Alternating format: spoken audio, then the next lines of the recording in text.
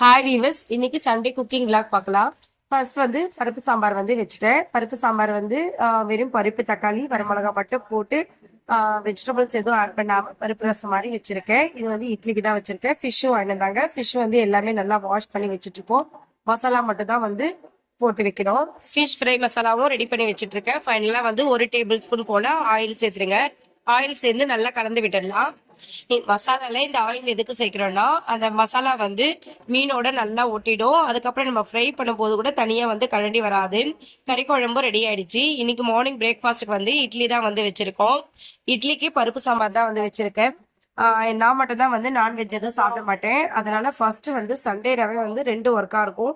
எனக்கு தேவையான சாம்பார் வந்து ஃபர்ஸ்ட் சமைக்கணும். அதுக்கப்புறம் வந்து நான்வெஜ் சமைப்பேன். சண்டேல வந்து எனக்கு வந்து ரொம்ப சிம்பிளா எந்த சாம்பார் இருக்கோ அது மட்டும் நான் செஞ்சிருவேன். மற்ற எல்லாருக்குமே வந்து நான்வெஜ் தான் வந்து செய்யணும். குழந்தைங்க வந்து கறி தோசை வேணும் அப்படின்னு சொல்லிட்டு கேட்டாங்க. சரி, ஓகே, அவங்களுக்கு கறி தோசை செஞ்சிடலாம் அப்படின்னு சொல்லிட்டு தோசை ஊத்திட்டு இருக்கேன். கறி தோசைக்கு கொஞ்சம் கனமா வந்து தோசை ஊத்திடலாம். அதுக்கப்புறம் வந்து கொஞ்சமா ஆயில் விட்டுட்டு கறியை வந்து சின்ன சின்ன பீசஸா கட் பண்ணிருக்கேன். இந்த பீசஸ் வந்து அப்படியே வந்து தோசை மேல அப்ளை பண்ணி விட்டுடலாம். அதுக்கப்புறம் வந்து கொஞ்சமா வந்து கிரேவி எடுத்து அது மேல வந்து ஊத்தி விட்டுடலாம். ஊத்திட்டு அப்படியே வந்து நம்ம ரொம்ப லோ ஃப்ளேம்ல வச்சு மூடி போட்டு வேக வச்சு எடுக்கணும். திருப்பி எதுவும் போடக்கூடாது. ஆனா கறி தோசை வந்து ரொம்ப டேஸ்டியா இருக்கும்.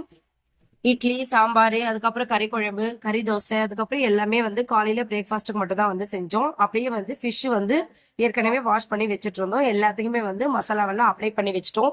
இப்போ அப்ளை பண்ணி வச்சாதான் ஒரு 2 மணிக்கு வந்து நாங்கள் ஃப்ரை பண்ணுவோம் ஃபிஷ். அந்த மாதிரி வந்து நல்லா ஊறினதுக்கு அப்புறமா வந்து ஃப்ரை பண்ணும்போது ஃபிஷ் ரொம்ப டேஸ்டியா இருக்கும். இன்னைக்கு எங்களோட சண்டே மார்னிங் ஒர்க் இவ்வளவுதாங்க. உங்க வீட்டுல எப்படி ஒர்க் போச்சுன்னு சொல்லிட்டு கமெண்ட் பண்ணுங்க. தேங்க்யூ.